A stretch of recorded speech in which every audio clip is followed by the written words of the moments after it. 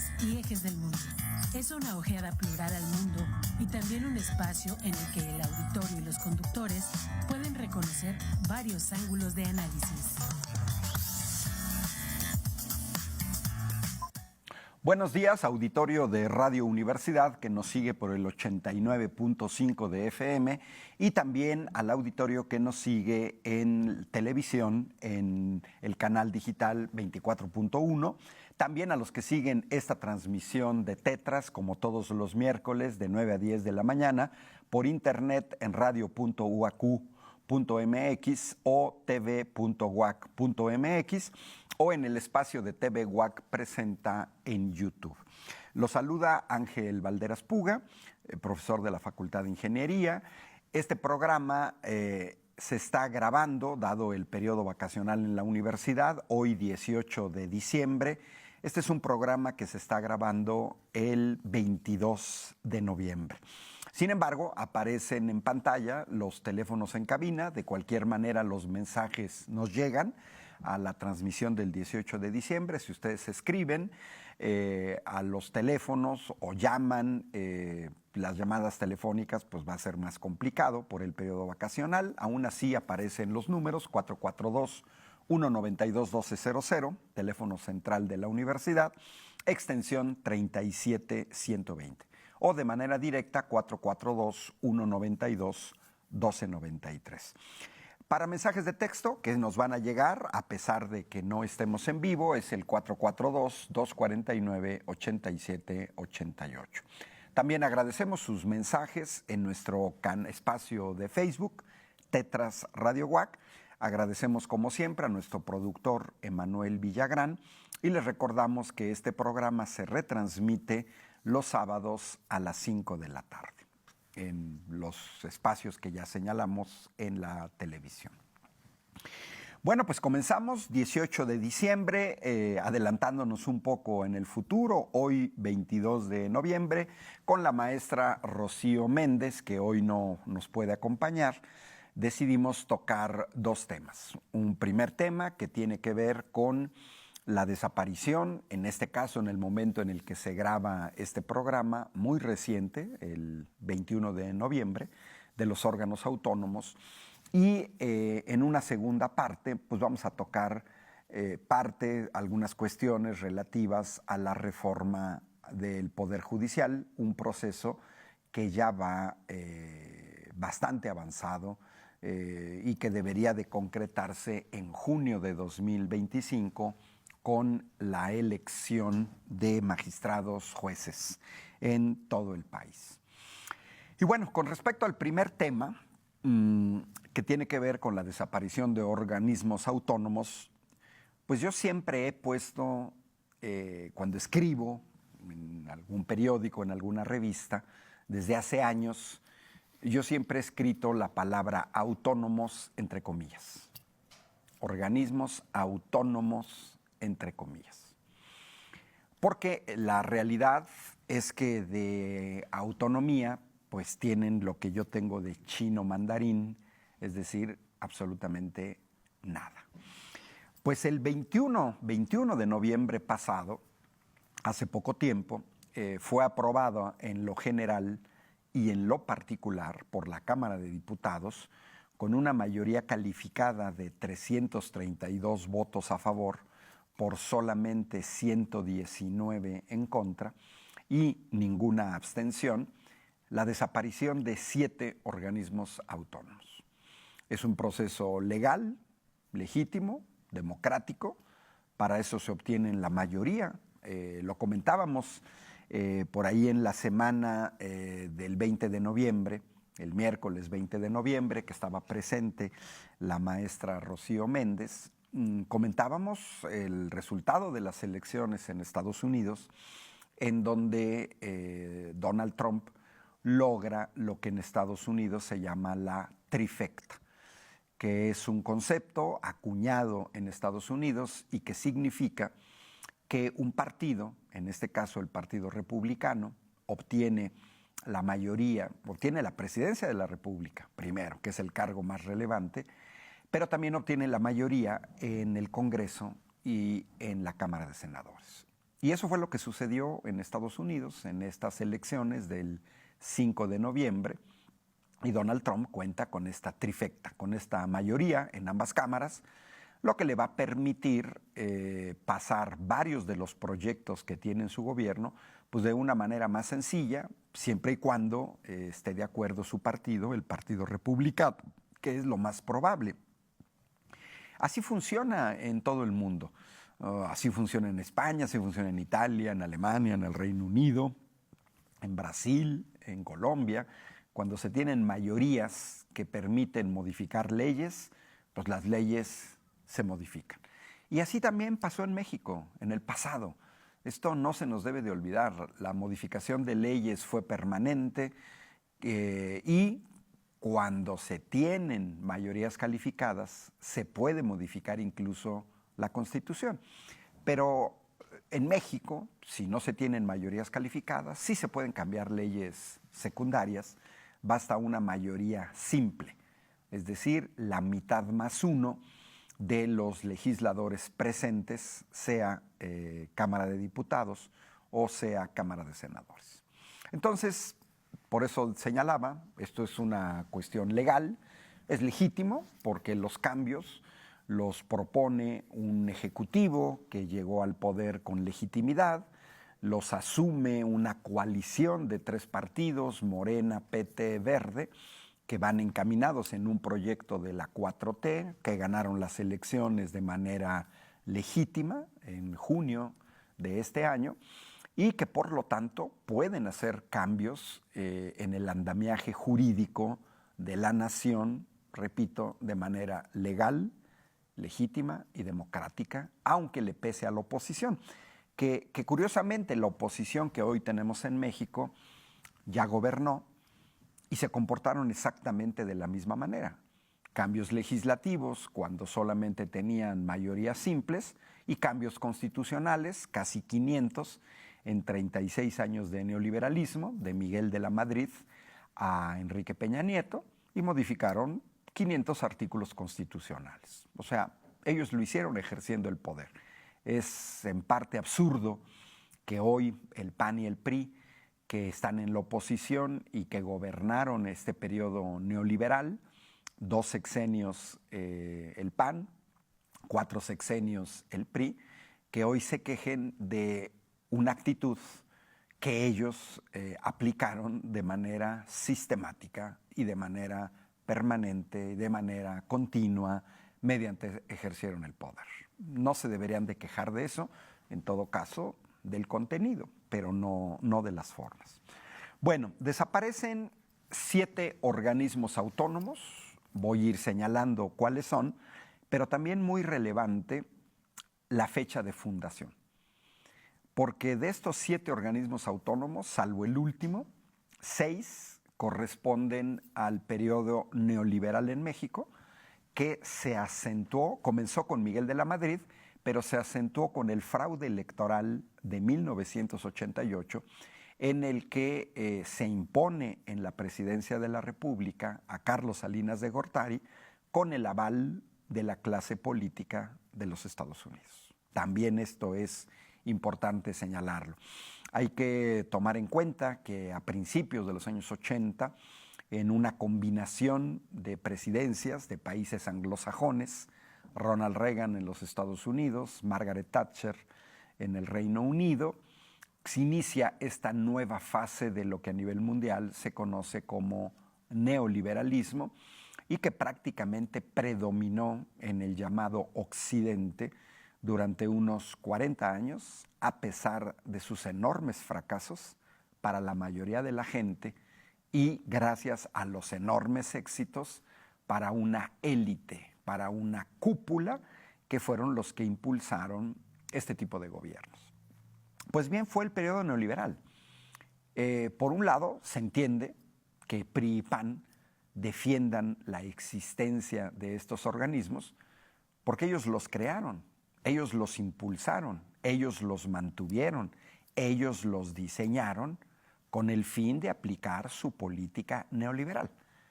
Lo que no les cae el 20 a panistas y priistas es que desde 2018 hubo una insurgencia popular en México, con el cual llevaron a la presidencia Andrés Manuel López Obrador, con 30 millones de votos, con una diferencia enorme sobre Ricardo Anaya, queretano, por cierto, que solamente obtuvo 19 millones de votos. Fueron una diferencia de 11 millones de votos. Andrés Manuel ganó las elecciones con el 52% de los votos y con una propuesta de un cambio de modelo, que es lo que se aplicó en el sexenio pasado. La diferencia de votos en 2018 fue de 11 millones de votos.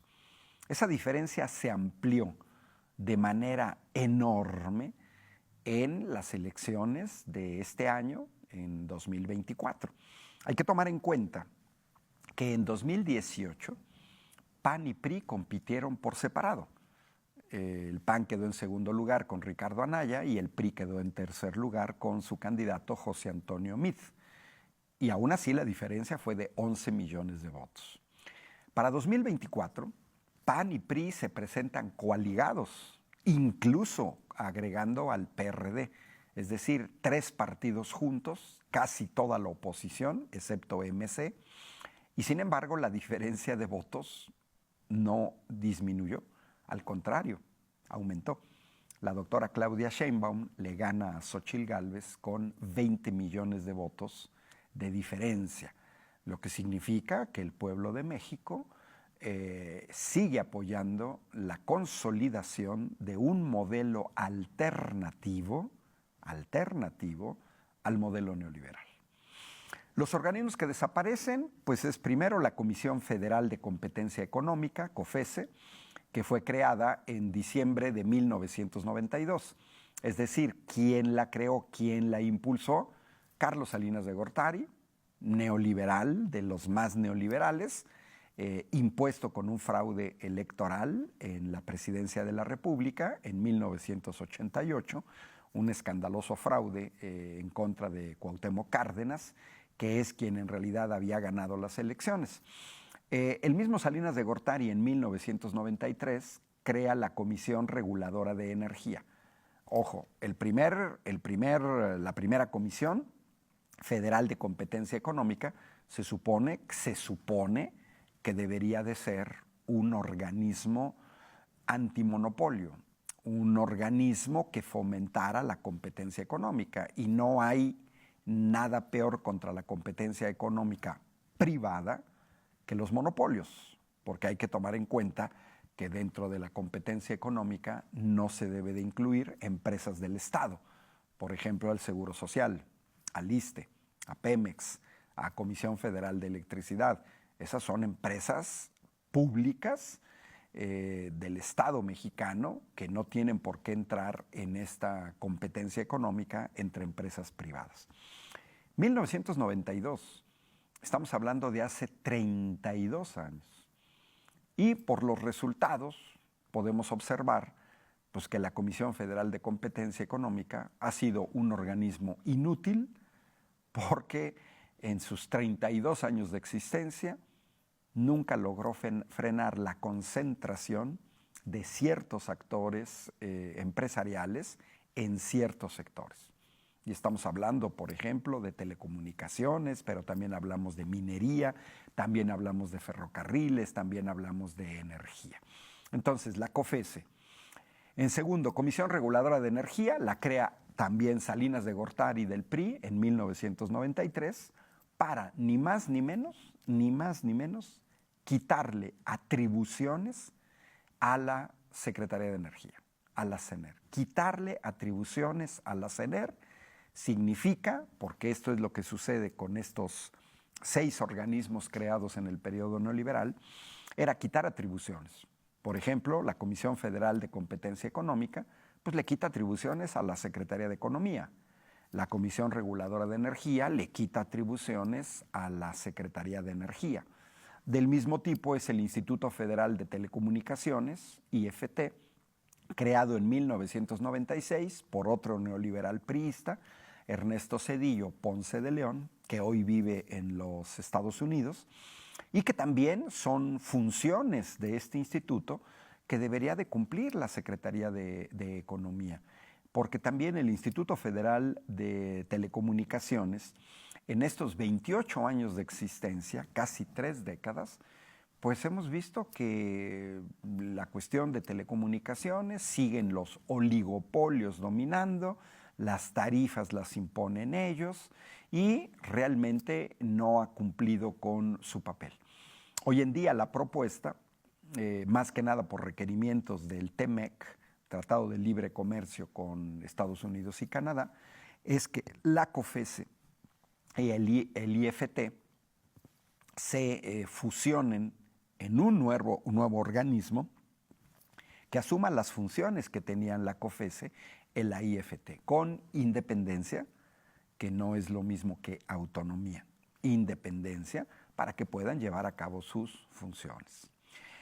El cuarto organismo que desaparece es el instituto, un largo nombre, antes era mucho más corto cuando se llamaba IFAI, Instituto Federal de Acceso a la Información, pero que después se transformó en un nombre enorme que es Instituto Nacional de Transparencia, Acceso a la Información y Protección de Datos Personales, mejor conocido como INAI, y que es uno de los que la oposición más se desgañita criticando su desaparición, que ahora pasan sus funciones a la función pública.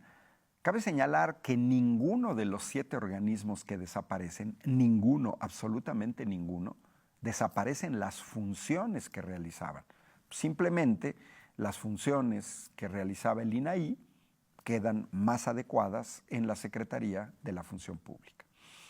Este organismo fue creado por otro neoliberal, panista, en este caso, Vicente Fox, en octubre de 2002.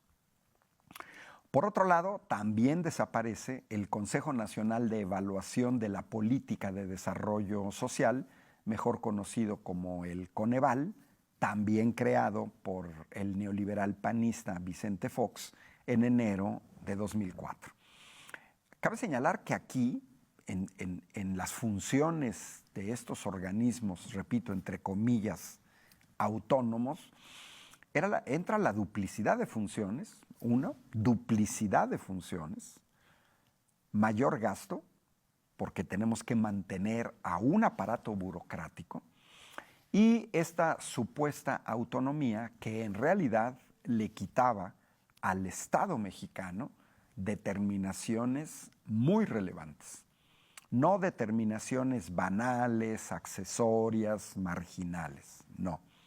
Le quitaba realmente grandes decisiones para el desarrollo del país, para favorecer intereses extranjeros e intereses privados. Bueno, las funciones de Coneval, pues que se dedica a medir justamente la evaluación de la política de desarrollo social por medio de encuestas, por medio de estudios, pues van a pasar al INEGI, que es el Instituto Nacional de Estadística y Geografía, que a eso se dedica. El INEGI, esas son las tareas que debería de realizar. En realidad nunca se debe haber creado el Coneval.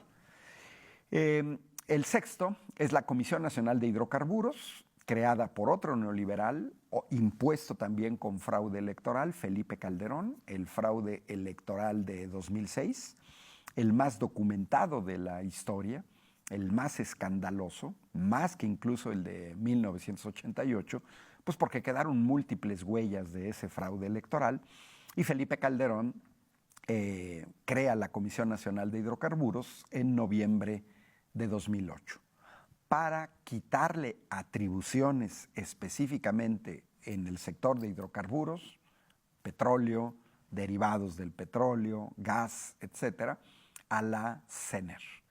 Es el segundo organismo que le quita atribuciones a la CENER, Comisión Reguladora de Energía, y Comisión Nacional de Hidrocarburos. La primera, Comisión Reguladora de Energía, más enfocada al sector eléctrico. Sin embargo, los hidrocarburos forman parte del sector energético. Estos son los 6 organismos creados en el periodo neoliberal. Hay un organismo autónomo más que desaparece y que fue creado el 1 de octubre de 2019 por el presidente Andrés Manuel López Obrador, que es la Comisión Nacional para la Mejora Continua de la Educación. Mejor Edu, Comisión Nacional para la Mejora Continua de la Educación. Sus funciones, como es normal, van a pasar a la Secretaría de Educación Pública, que es quien se debe de encargar justamente en una mejora continua de la educación a todos los niveles, desde el nivel preescolar hasta el nivel postdoctoral, nivel superior. Bueno, estos son los organismos que desaparecen y, repito, la desaparición de estos organismos no implica la desaparición de sus funciones, como ha tergiversado la oposición, que se han concentrado fundamentalmente en el INAI y han querido hacer ver que a la desaparición del INAI desaparece la transparencia en la función gubernamental, lo que es totalmente falso, porque la transparencia en el funcionamiento de un gobierno no puede depender de un organismo. Es una forma de hacer política, es una forma de administración pública, y qué mejor que sea la Secretaría de la Función Pública, pues la que dé acceso a cuestiones de transparencia. Por otro lado, no es una novedad. En el sexenio pasado se desapareció otro organismo neoliberal, el INEE, Instituto Nacional para la Evaluación de la Educación, creado también por el neoliberal panista Vicente Fox en agosto de 2002, aunque se le otorgó la autonomía hasta febrero de 2013 en el sexenio del priista Enrique Peña Nieto. Y que tanto el INEE como el Mejor Edu en realidad fueron organismos creados alrededor de la reforma laboral disfrazada de educativa que intentó implementar el PRIAN a partir de 2013.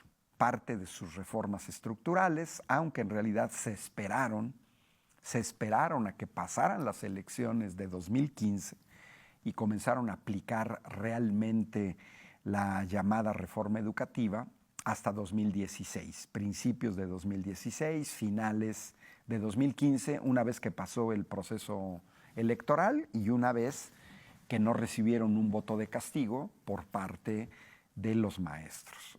Entonces se creó este Instituto Nacional para la Evaluación de la Educación, que era el que pretendía hacer exámenes a los maestros ligados a su estabilidad laboral, y el que creó Andrés Manuel López Obrador, Mejor Edu, entró también en ese mismo contexto cuando se deroga la mal llamada reforma educativa. Entonces son dos organismos autónomos ligados ambos a la misma reforma neoliberal que fue la reforma educativa. ¿Por qué muchos estamos de acuerdo en la desaparición de este tipo de organismos? Pues ya lo señalé, duplicidad de funciones, inutilidad, supuesta autonomía. ¿Por qué digo supuesta autonomía? Me pregunto, muchos nos preguntamos, ¿autónomos de quién? ¿Se entiende? Yo estoy usando canal de televisión, el radio de una universidad autónoma, la autonomía en las universidades, que eso se da en México, pero no se da en otros países. Otros países, en Europa, por ejemplo, no tienen universidades autónomas como las tenemos en México. Esta autonomía es autonomía en la toma de decisiones, pero que lógicamente, siendo organismos públicos, pues no van acompañados de una autonomía presupuestal que sería imposible. Por ejemplo, una universidad autónoma, para ser verdaderamente autónoma, tendría que ser autónoma presupuestalmente. En ese caso ya no sería una universidad pública, sería una universidad privada, porque como sucede con las universidades privadas, para ser autónomos en la toma de sus decisiones, en sus programas de estudio, en sus políticas, pues lógicamente tienes que tener ingresos. ¿Y de dónde pueden provenir esos ingresos? Pues de los estudiantes. y los estudiantes, muchos estudiantes no tendrían la capacidad económica, ni ellos ni sus familias, de poder pagar estudios universitarios. Lo vemos claramente en los Estados Unidos, donde muchos jóvenes no tienen la capacidad económica de hacer estudios universitarios.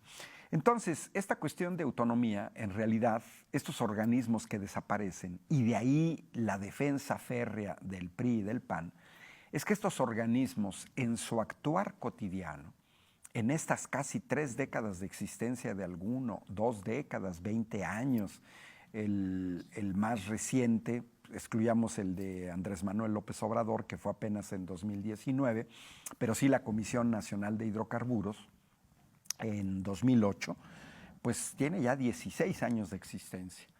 Y por sus acciones es como tenemos que valorar a estos organismos.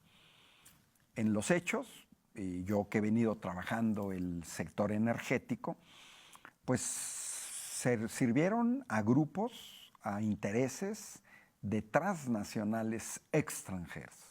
Yo siempre agrego, porque puede haber transnacionales nacionales, como en algún tiempo fue la cervecería Modelo, Bimbo, por ejemplo, pero cuando decimos transnacionales extranjeras, quiere decir la matriz está fuera de México. Y la CRE y la Comisión Nacional de Hidrocarburos sirvieron siempre a los intereses de estas transnacionales extranjeras y también de grupos privados nacionales, principalmente la COFESE y el IFT. Estos organismos, a lo largo de su existencia efímera, qué bueno que ya van de salida, pues han servido de tapaderas y cómplices de la corrupción. Sobre todo el INAI, que debería de ser el organismo que nos permitiera a mexicanas y mexicanos pues tener acceso a las informaciones del actuar gubernamental. A mí me sorprende, por ejemplo, el INAI, por qué nunca nos dio información sobre lo que hicieron los gobiernos del PAN en los sexenios de Fox y de Felipe Calderón con los excedentes petroleros, con la enorme mole de recursos que se recibieron en esos 2 sexenios. Hay que tomar en cuenta, aquí tengo el dato preciso, de excedentes petroleros, es decir, dinero no presupuestado, excedentes petroleros en los 2 sexenios del PAN fueron del orden de 77,000 millones de dólares, es decir, casi el billón, 868,000 millones de pesos, de los cuales, por ejemplo, no sabemos en qué se gastaron. Y esos fueron los excedentes, porque si hablamos de ingresos, solo en los sexenios de Fox, Calderón y Peña Nieto, se tuvieron ingresos en millones de pesos, casi del orden de 7 billones de pesos, 6.7 billones. ¿Y de qué nos sirvió el INAI? De nada, porque hasta la fecha no sabemos en qué se gastaron ese dinero, no hay obra pública evidente, no hicieron obra pública, de hecho desde Salinas de Gortari no se hizo obra pública en México relevante. Y ya para cerrar, son organismos que también se han dedicado a los abusos, grandes salarios de la cúpula, con salarios por encima del presidente de la República, lo que no se entiende, por qué tienen que ganar más que un presidente de la República, uso de tarjetas corporativas para pagar table dance, por ejemplo, cuentas de 20,000 pesos, o como se denunció en la mañanera del 22 de noviembre por la periodista de Contralínea Nancy Flores, viajes faraónicos, por ejemplo, de la presidenta del INAI, viajando a Bahamas con otras 7 personas y nosotros, mexicanas y mexicanos, pagando estos viajes inútiles.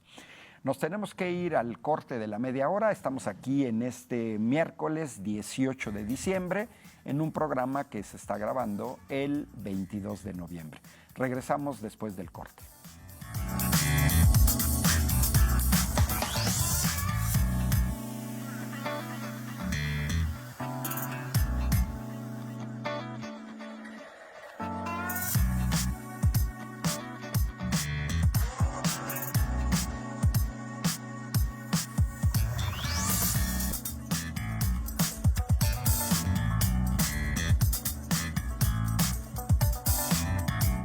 Bueno, pues regresamos aquí en Tetras este miércoles 18 de diciembre. Los saluda Ángel Valderas Puga, de Facultad de Ingeniería de la Universidad Autónoma de Querétaro. Y bueno, pues abordamos en la primera mitad este tema de la desaparición de los órganos supuestamente autónomos, que repito, de autonomía no tenían nada, servían a intereses privados, a intereses extranjeros, y que su desaparición va a evitar la duplicidad de las funciones y la racionalidad en el gasto público. Y el segundo tema que preparamos con la maestra Rocío Méndez para hoy, 18 de diciembre, pues tiene que ver con el avance, con lo que pasó ya después de la tempestad y que tiene que ver con la reforma, la necesaria reforma del Poder Judicial en México. Esta reforma es una reforma que ha dado mucho de qué hablar, incluso a nivel internacional, pero fundamentalmente porque la oposición en México ha tratado de involucrar a organismos internacionales y a gobiernos extranjeros en una discusión que es fundamentalmente entre mexicanas y mexicanos. Una resistencia, por un lado, de trabajadores del Poder Judicial que no han tenido tiempo, no han entendido ni siquiera la propuesta de reforma, específicamente el artículo 10º transitorio, que garantiza los derechos laborales y las partidas presupuestales asociadas para los trabajadores del Poder Judicial. Esto más bien es una situación que tiene que ver con la cúpula del Poder Judicial, pero con ramificaciones que bajan de la cúpula debido a lo que se ha denunciado de manera continua sobre estas relaciones familiares, vamos a decir, extrañas relaciones familiares en el Poder Judicial, en donde la mitad de los trabajadores del Poder Judicial tienen un familiar trabajando dentro del Poder Judicial, en donde hay familias con decenas de integrantes que trabajan en el Poder Judicial. Solo estas relaciones familiares echan por la borda esta supuesta oposición a la reforma por una prácticamente inexistente carrera judicial o una carrera judicial que solamente tenía el nombre de carrera judicial, porque en realidad la forma de acceder, sobre todo a los grandes cargos dentro del Poder Judicial, pues es mediante nepotismo, mediante amiguismo, mediante tráfico de influencias. Hay que recordarles a los que se oponen a que la población de México elijamos a nuestros jueces, que acá los vecinos del norte, en Estados Unidos, eligen a sus jueces, no a todos, pero sí a una gran parte de jueces. Y sobre todo eligen a los jueces que tienen que ver más con su vida cotidiana, que son los jueces estatales y que son los que resuelven la mayor parte de los casos. En Estados Unidos, la mayor parte de los casos judiciales se tratan en juzgados estatales y no en juzgados federales. Y los juzgados estatales son elegidos en gran parte, en gran medida, por la población. Hay que tomar en cuenta que, al igual que México, Estados Unidos es un país federal y que por lo tanto tiene leyes estatales que incluso se contraponen a leyes federales, que hay divergencias entre estados y la federación, pero eso es lo mismo que tenemos en México. Hay un cierto margen de autonomía, de soberanía estatal, y eso sucede solamente en los países en los que tienen un sistema federal. Eso no sucede en otros países del mundo que tienen otro tipo de sistemas. Bueno, entonces, la carrera judicial, pues en realidad siempre fue una fantasía, porque que no nos vengan con cuentos, no hay ninguna explicación lógica ni genética que nos diga por qué decenas de integrantes, 40 integrantes de una familia, sí acceden al Poder Judicial. Pues eso no tiene ni pies ni cabeza, o sea, que esas familias son superfamilias que nacieron con un gen dirigido para trabajar en el Poder Judicial? Pues claro que no. Vimos distorsiones como el hecho de magistrados de la Suprema Corte de Justicia de la Nación que metían al Poder Judicial a sus hijos, a una hija dentista. O vemos, por ejemplo, a alguien que en este periodo de oposición se oponía fervientemente, parece ser que se nombró autovocera, se autonombró vocera de trabajadores del Poder Judicial, pero que en realidad su formación inicial es de enfermera y nos quiere venir a dar cátedra de cuestiones sobre el Poder Judicial, cuando en realidad pues basta entender el español para entender muchas de las cosas que están en las leyes y que están en la Constitución. Entonces, a partir todavía en esta resistencia que se fue doblegando, que al inicio parecía, porque fue sorprendente. A mí lo que me sorprenden son las fechas. Se les avisó. Desde el 5 de febrero de este año, el presidente Andrés Manuel López Obrador envió una iniciativa de cambios al Poder Judicial. 5 de febrero de 2024. Bueno, pues yo me hubiera esperado que si yo soy integrante del Poder Judicial, vamos desde ministros hasta trabajadores de base, pues hubieran leído la propuesta y sobre todo hubieran participado en los foros que se hicieron en febrero, marzo, abril, mayo. Estaba en la discusión pública durante 4 meses esta propuesta de reforma al Poder Judicial. Sin embargo, como podemos observar en grabaciones de foros, de encuentros, de debates, prácticamente la gente del Poder Judicial estuvo ausente, para después victimizarse y señalarse que no se les había tomado en cuenta, para después decir que querían diálogo. Todavía hasta noviembre de este año siguen con la cantaleta de que el diálogo, que no se les escucha, etcétera, etcétera. Pero repito, pasaron 4 meses. 4 meses en los que pudieron haber expresado su opinión, pudieron haber participado en posibles cambios que fueran retomados por la Cámara de Diputados o por la Cámara de Senadores, pero la realidad es que se autoexcluyeron. ¿Y cuál es la hipótesis más viable? Que trabajadoras y trabajadores del Poder Judicial, desde la base hasta la cúpula, se hayan autoexcluido. Bueno, pues que le apostaron, y fue un mal cálculo político, le apostaron a que Morena y aliados no iban a obtener en las urnas la mayoría calificada que desde la campaña electoral Morena y aliados siempre solicitaron al pueblo de México. Porque también esta es otra situación.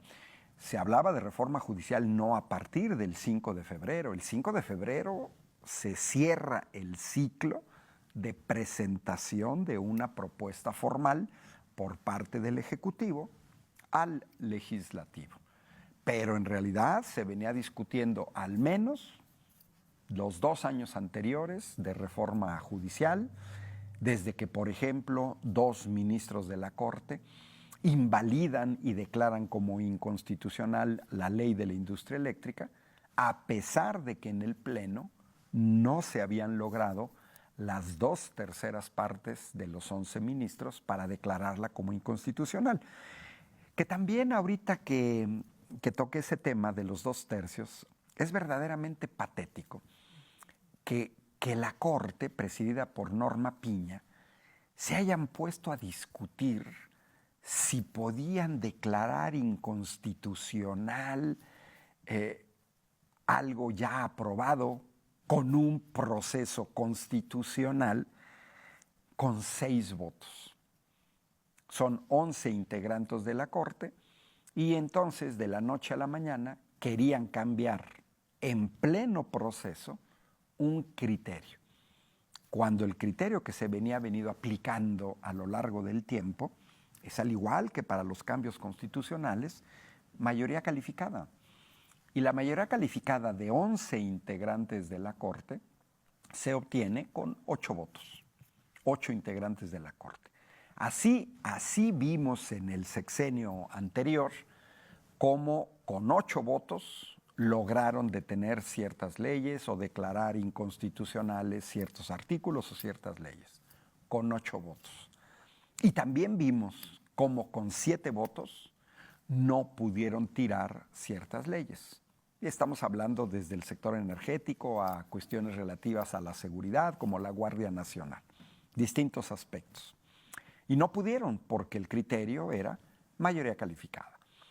Norma Piña, al saber que estaba en riesgo esta mayoría calificada de los 8 votos, como realmente sucedió, quisieron cambiar el criterio y decir, no, nada más bastan 6. O sea, quisieron pasar de mayoría calificada a una mayoría simple.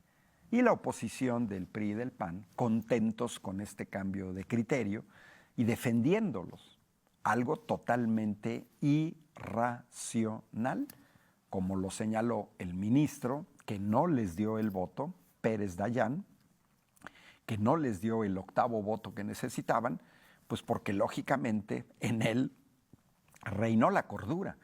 Él hizo referencia a que en todos los casos anteriores se habían estado manejando mayorías calificadas.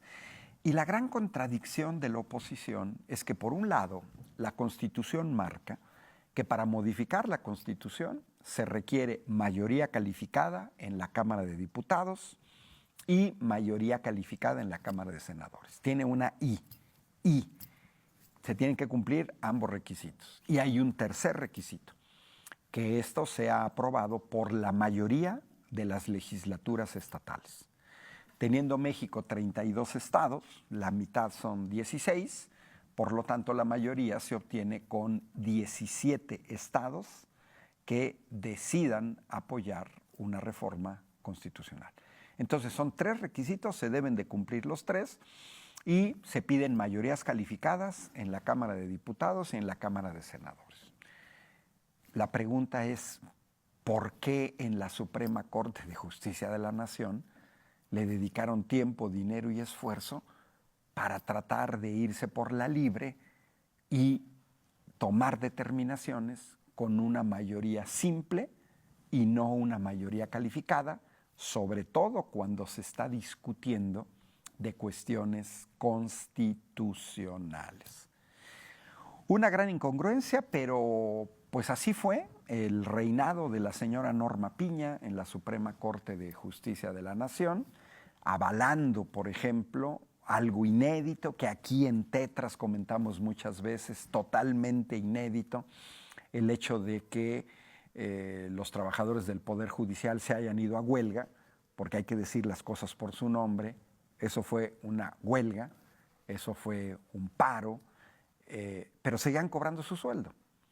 Se inventaron, y también eso los exhibe, porque este proceso nos permitió exhibir la manipulación y la torcedura de la ley por parte de integrantes del Poder Judicial.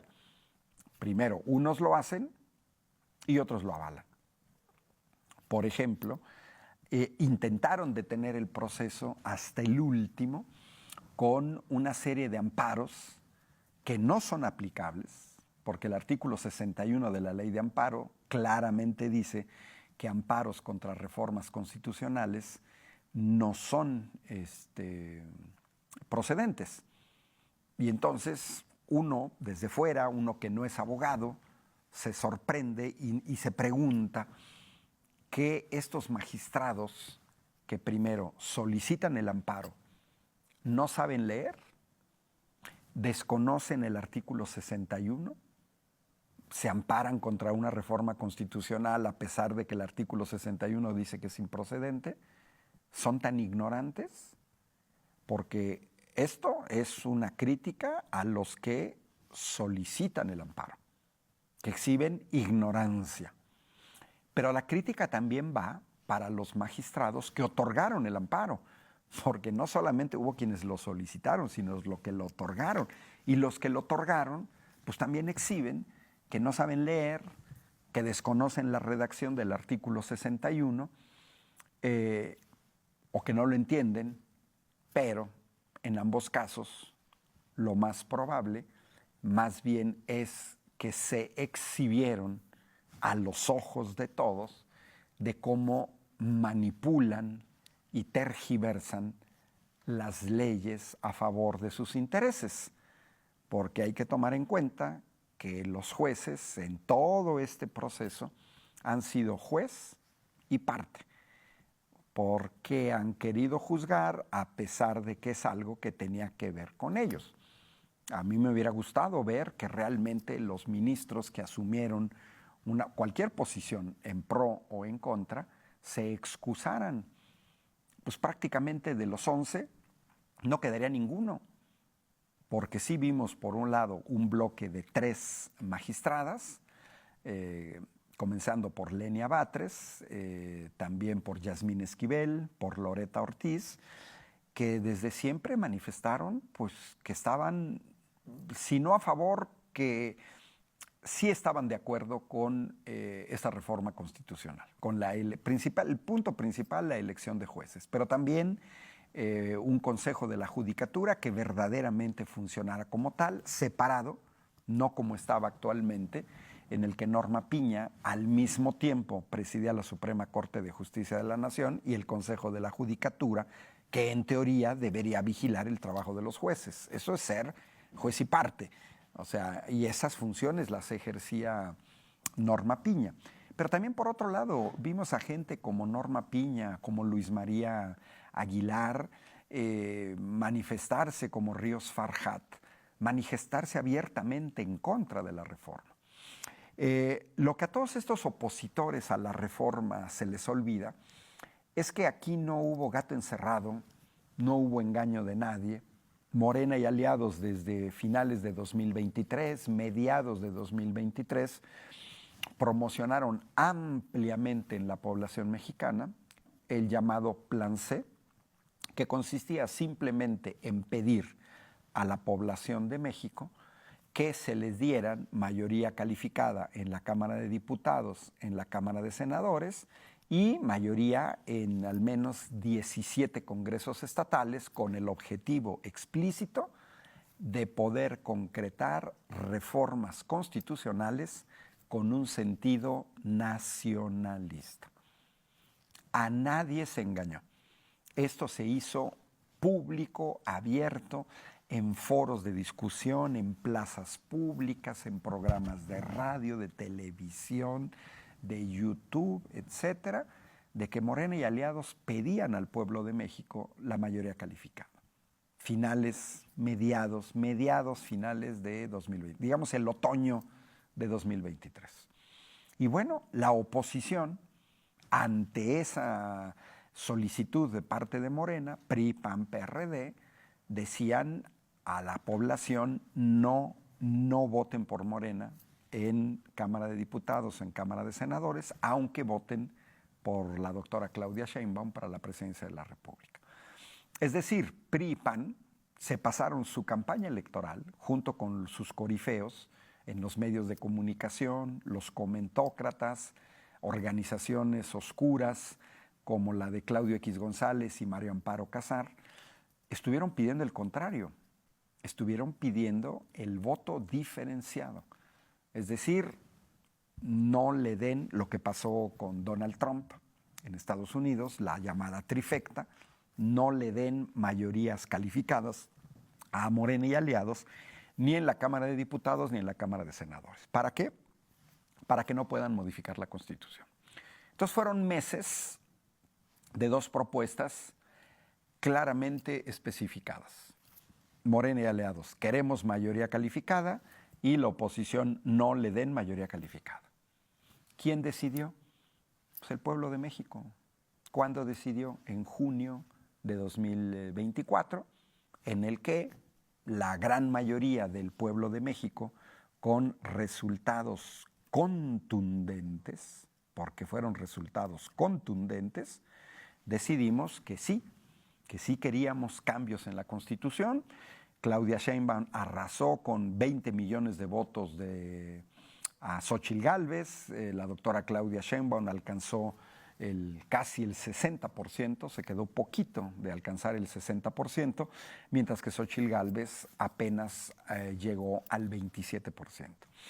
Entonces, lo que los opositores no dicen, lo que los trabajadores del Poder Judicial de manera indolente nunca observaron y le apostaron, es que al pueblo de México no le diera la mayoría calificada. Pero se les apareció el chamuco y el pueblo de México decidió que sí, que queríamos cambios constitucionales en sentido nacionalista, que queríamos, entre otros, reforma judicial, reforma energética, y eso lo confirmaron 3 encuestas de las Heras, ENCOL y la Comisión Nacional de Encuestas de Morena ante la pregunta de si la gente quería reforma al Poder Judicial, y el 80% aceptó que quería reforma al Poder Judicial. En ese sentido, no hay engaño, jugaron mal sus cartas, le apostaron a una opción que no se dio, y entonces pues no tienen por qué echarle la culpa a otros, la culpa es de ellos.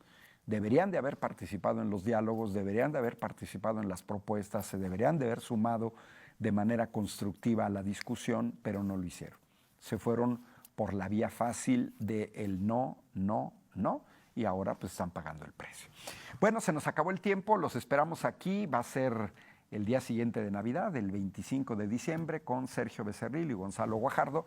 Los saluda Ángel Valderas Puga y nos vemos el próximo miércoles a las 9 de la mañana en una emisión más de Tetras. Hasta luego. Tetras, vidas, vueltas y ejes del mundo. Programa que se asoma a la vida humana en sus diferentes expresiones, queretana, nacional o mundial. Una producción de TV UAC y XHUAQ Radio Universidad. Gracias por acompañarnos.